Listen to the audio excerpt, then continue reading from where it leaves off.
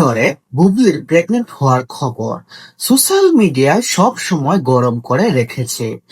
বুবলি সত্যি কি প্রেগনেন্ট কিনা জানি না, তবে তেমনটা হলে থাকলে মন্দ হবে না। শাকিব খান বুবলির মধ্যে যতটুকু মান অভিমান দূরত্ব সৃষ্টি হয়েছিল সেগুলো ঠিক হয়ে যাবে। তাই তাদের সংসার একজনের নতুন অতিথি আসুক, সেটা অপূর্ণতাকে পূর্ণতায় পরিণত করবে।